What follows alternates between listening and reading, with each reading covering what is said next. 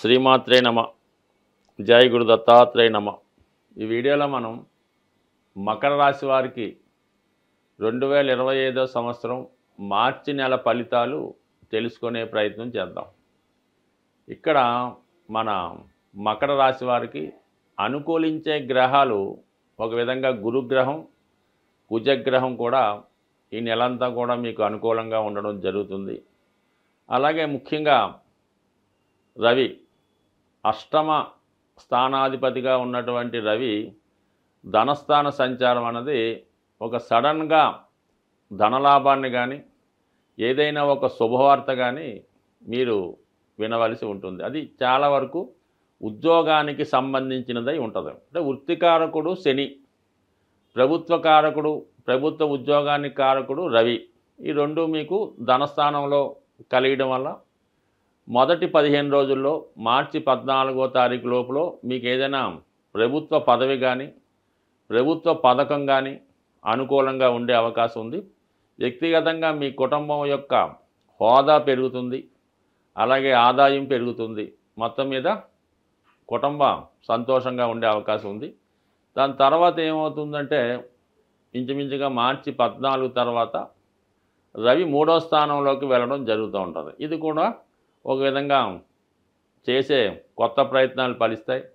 మీ యొక్క ప్రయత్నానికి ప్రభుత్వ అధికారులు సహకరిస్తారు, కొత్త విషయాలు తెలుసుకుంటారు. ఏమైనా ఇంటర్వ్యూలు కానీ ఏవైనా కాంపిటేటివ్ ఎగ్జామ్స్ కానీ ఉంటే దాంట్లో చాలా వరకు సక్సెస్ పొందడం జరుగుతూ ఉంటుంది. ఇక మనకి ఇంచుమించుగా ఈ నెలాఖరులోనే శని భగవానుడు ధనస్థానంలోకి మారడం వల్ల, అంటే జన్మశని ప్రభావం మీకు సుమారుగా ఈ మకర రాశి వారికి ఈ శని యొక్క ప్రభావం పూర్తిగా ఈ నెలతో వెళ్ళిపోవడం జరుగుతూ ఉంటుంది. అంటే 2.5 సంవత్సరాలు 2వ స్థానంలో, ఈ 2.5 సంవత్సరాలు జన్మశని, ఈ విధంగా మొత్తం మీద 7.5 సంవత్సరాలుగా మీరు ఏవైతే ఇబ్బందులు ఎదుర్కోవడం జరిగిందో వాటన్నిటి నుంచి కూడా ఈ నెలాఖరుతో శాశ్వతంగా విముక్తి రావడం జరుగుతూ ఉంటుంది. అంటే ఇప్పుడు సాధారణంగా శని వెళ్ళిపోయే ముందు ఏవైతే మీరు ఈ 7.5 సంవత్సరాల్లో కోల్పోవడం జరిగిందో అవన్నీ కూడా తిరిగి సంపాదించుకోవడం జరుగుతూ ఉంటుంది. ఒకవేళ ఉద్యోగం పోయినా తిరిగి వస్తుంది. వివాహ విషయంలో భార్యాభర్తలు దూరమైనా తిరిగి కలుసుకుంటారు. తల్లిదండ్రులతో దూరమైన వాళ్ళని కలుసుకుంటారు. మొత్తం మీద ఏదైతే మీ నుంచి శని భగవాన్ తీసుకున్నాడో అవన్నీ కూడా మీకు ఈ నెలాఖరు లోపల తిరిగి ఇవ్వడం జరుగుతుంది. ఆ తర్వాత మళ్ళీ మీ యొక్క కొత్త జీవితాన్ని ప్రారంభించడం జరుగుతూ ఉంటుంది. అది ఓకే. ఇక ముఖ్యంగా 3వ స్థానంలో ఏ గ్రహం సంచరిస్తున్నా అది మీకు కొంత ఇంప్రూవ్మెంటు, ప్రోగ్రెస్ని ఇవ్వడం జరుగుతూ ఉంటుంది. శుక్రుడు రాహు ఉండడం వల్ల నూతన పరిచయాలు పెరుగుతాయి, కొత్తగా స్నేహితులు ఏర్పడుతూ ఉంటారు, కొత్త ఆదాయ వనరులు ఏర్పడడం జరుగుతుంది. ఈ శుక్రుడు మీకు ఎవరైతే ఈ మకర రాశిలో వృత్తిలో మార్పు కొరకు ప్రయత్నం చేస్తున్నారో, అది సాఫ్ట్వేర్ కానీ సినిమా రంగంలో వారికి ఆ మార్పు ఫలించే అవకాశం ఉంది. కొత్త ప్రయత్నాలు ఫలిస్తాయి. అలాగే అక్కడ రవి కూడా 3వ స్థానానికి చేరడం వల్ల ప్రభుత్వ ప్రోత్సాహం కూడా లభించే అవకాశం ఉంది. ఎక్కువగా ఇది సినిమా, టీవీ, మీడియా రంగంలో ఉన్న వాళ్ళకి ప్రోత్సాహకరంగా ఉంటుంది. సాఫ్ట్వేర్ రంగంలో ఉన్న వాళ్ళకి కొత్త ప్రయత్నాలు ఫలిస్తాయి. అలాగే ఏంటంటే చిన్న చిన్న వృత్తులు చేసుకున్న వారికి కూడా చాలా వరకు అభివృద్ధికరంగా ఉండే అవకాశం ఉంది. ఇక బాగా లాభస్థానంలో లాభసాటిగా ఉన్న గ్రహం ఏంటంటే మనకి 6వ స్థానంలో సంచరిస్తున్నటువంటి కుజుడు.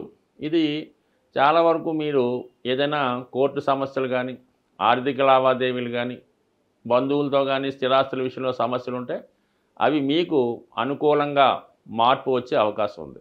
6లో ఉన్నటువంటి కుజుడు 12ని వీక్షించడం వల్ల రుణ ప్రయత్నాలు ఫలిస్తాయి. అలాగే రుణాలు తీర్చే ప్రయత్నం కూడా ఫలించే అవకాశం ఉంది. బట్ ఏదైనా రుణం నుంచి బయటపడతారు, ఏదైనా స్థిరాస్తి మీద ఇన్వెస్ట్ చేయడం జరుగుతూ ఉంటుంది. మొత్తం మీద కుజుడు మంచి స్థితిలో ఉండడం జరిగింది. అలాగే 3వ స్థానంలో గ్రహాలు కూడా బలంగా ఉన్నాయి. ఇక గురువు ఫైనల్గా మీకు 5వ స్థానంలో సంచరిస్తూ ఈ పూర్వపుణ్య భావాన్ని యాక్టివేట్ చేయడం వల్ల పిల్లల విషయంలో ఏదో ఒక శుభవార్త మీరు వినటం జరుగుతుంది. వారి యొక్క అభివృద్ధి మీకు సంతోషకరంగా ఉండే అవకాశం ఉంది. అలాగే 5లో ఉన్నటువంటి గురువు అటు 9 రాశిపై కూడా వీక్షణ ఉండడం వల్ల చిన్న చిన్న బలహీనతల నుంచి బయటపడతారు. ముఖ్యంగా విద్యార్థులు కొన్ని కొత్తగా నిర్ణయాలు తీసుకొని వారు విద్య మీద ఎక్కువగా ఇంట్రెస్ట్ పెరుగుతూ ఉంటుంది. కాంపిటేటివ్గా ప్రయత్నం చేసి రాబోయే పరీక్షల్లో మంచి విజయాన్ని కూడా సాధించే అవకాశం ఉంది. అంటే మరి కొంతమందికి ఎలా ఉంటుందంటే ఏదైనా కొద్దిగా పుణ్యక్షేత్రాలు దర్శిద్దాం అనుకున్న వాళ్ళు కానీ, దూర ప్రాంతంలో ఉన్నటువంటి వారి సంతానాన్ని కలుసుకుందాం అనుకున్న వాళ్ళకి చాలా వరకు ఈ గ్రహస్థితి సహకరించడం జరుగుతూ ఉంటుంది. సో ఏదైనా ఈ మకర రాశి వారికి చాలా సమస్యల నుంచి ఈ నెల నుంచి మీరు బయటపడడం అన్నది జరుగుతుంది. అలాగే కొత్త లైఫ్ ప్రారంభమవుతుంది. అంటే ఈ ప్రభావం ఎలా ఉంటుందంటే విద్యార్థుల మీద ఎక్కువగా ఉండడం జరుగుతుంది. వాళ్ళకి ఏదైనా విద్యలో బ్రేక్ వచ్చి ఉంటే ఈ సంవత్సరంతో అవన్నీ కంప్లీట్ అయ్యి కొత్తగా మీరు విద్యను తిరిగి కంటిన్యూ చేసుకొని ఇంకా ఫైనల్గా సక్సెస్ వైపు వెళ్ళిపోవచ్చు. అయితే బాగా మిడిల్ ఏజ్లో ఉన్న వాళ్ళకి ఎలా ఉంటుందంటే వాళ్ళ యొక్క రుణాలు, ఉద్యోగపరమైన ఇబ్బందులు, కుటుంబ సమస్యల నుంచి బయటపడి కొత్తగా సంతోషంగా హ్యాపీగా ముందుకెళ్ళినట్టు ఉంటుంది. బట్ ఏదైనా ఈ మకర రాశి వారికి అదృష్టకరమైనటువంటి రోజులు అతి తొందరలో ప్రారంభమవుతాయి. చాలా ఇబ్బందులు ఈ నెలతో సంపూర్ణంగా వెళ్ళిపోవడం జరుగుతుంది. ప్రస్తుతం ఈ మార్చి నెలలో గ్రహస్థితి ఆర్థిక పరంగా చాలా ఇబ్బందికరమైన పరిస్థితులు ఏర్పడే అవకాశం ఉంది. దానికి కారణం ఏంటంటే ధనాన్నిచ్చే శుక్రుడు రాహుతో కలిసి ఉండడం, అలాగే గురు శుక్రుల పరివర్తన, ముఖ్యంగా ఈ వృషభ రాశి, మీనరాశి ఈ రెండు కూడా శుక్రుని యొక్క స్వక్షేత్రం, ఉచ్చక్షేత్రాలు అవ్వడం వల్ల శుక్రగ్రహం లక్ష్మీ అవతారంగా భావించడం జరుగుతూ ఉంటుంది. కాబట్టి మరి ఈ ప్రభావంలో ఏంటంటే కొద్దిగా ఫైనాన్షియల్ టైట్ ఎక్కువ ఏర్పడుతూ ఉంటుంది. విపరీతమైనటువంటి ధన వ్యయం జరుగుతూ ఉంటుంది. దీని నుంచి బయటపడాలంటే ప్రతి ఒక్కరికి కూడా ధనం అవసరం. కాబట్టి కొద్దిపాటి రెమెడీ అమ్మవారికి చేయడం వల్ల చాలా వరకు మీరు ఆర్థిక పరమైనటువంటి సమస్యల నుంచి బయటపడతారు. ముఖ్యంగా స్త్రీలకి ఈ సమయంలో ఎక్కువ అనారోగ్య సమస్యలు, నిందలు వచ్చే అవకాశం ఉంది. కాబట్టి వాటి నుంచి బయటపడాలన్నా మీరు ఇంచుమించుగా ఈ నెలలో వచ్చినటువంటి ప్రతి శుక్రవారం కూడా అమ్మవారికి స్వచ్ఛమైనటువంటి ఆవు నెయ్యితో దీపాన్ని వెలిగించడం, అమ్మవారికి నైవేద్యంగా తేనె లేదా దానిమ్మ ఫలాన్ని నైవేద్యంగా పెట్టడం వల్ల మీ యొక్క సమస్యలు చాలా వరకు బయటపడే అవకాశం ఉంది. ఇది అవకాశం లేని వారు ఏం చేస్తారంటే ఏదైనా ఒక అమ్మవారి దేవాలయంలో సుమారుగా ఒక 12 తమలపాకులతో ఎటువంటి మచ్చలు లేకుండా మంచి రెడ్ కలర్లో ఉన్నటువంటి దానిమ్మ ఫలాన్ని ఆ టెంపుల్లో అమ్మవారికి ఇవ్వడం వల్ల చాలా వరకు మీకు ఆర్థిక పరమైనటువంటి సమస్యలు తొలగే అవకాశం ఉంది. ఇంకా అవకాశం ఉన్నవాళ్ళు మీ గృహంలోనే అమ్మవారు లక్ష్మీ అమ్మవారికి ఎరుపు రంగు పూలతో అలంకరించి మరి ఆవు పాలు కొద్దిగా పంచదార వేసి నైవేద్యం పెట్టి మీకు కుదిరితే లక్ష్మీ స్తోత్రాన్ని కానీ కనకదార స్తోత్రాన్ని కానీ పారాయణ చేసి మీరు పెట్టినటువంటి నైవేద్యాన్ని మీరు మాత్రమే, మీ కుటుంబ సభ్యులు మాత్రమే స్వీకరించడం వల్ల కూడా లక్ష్మీ అమ్మవారి అనుగ్రహం తప్పకుండా మీకు రావడం జరుగుతుంది.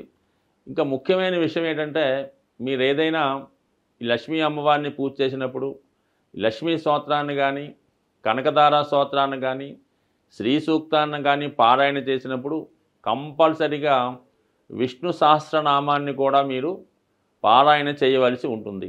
అంత చేయలేని వారు కనీసం శ్రద్ధగా వినడం వల్ల కూడా మీకు అమ్మవారి అనుగ్రహం తప్పగా లభించే అవకాశం ఉంది. కేవలం మీరు విష్ణుమూర్తిని, వెంకటేశ్వర స్వామి రూపంలో ఉన్నటువంటి విష్ణుమూర్తిని ప్రార్థిస్తేనే లక్ష్మీ అమ్మవారి యొక్క అనుగ్రహం, తద్వారా శుక్రగ్రహ అనుగ్రహం మీకు లభిస్తుంది. కానీ కేవలం లక్ష్మీ అమ్మవారిని ప్రార్థించినంత మాత్రాన మీకు ఎన్ని సంవత్సరాలు ప్రార్థించినా కూడా ఆ ఫలితం వచ్చే అవకాశం లేదు. కాబట్టి మరి సూక్ష్మంలో మోక్షం ఏంటంటే విష్ణు సహస్రనామంతో కలిపి చదవడం వల్ల మీకు సంపూర్ణ ఐశ్వర్యం, దాంతో ఆరోగ్యం కలిగే అవకాశం ఉంటుంది. స్వస్తి.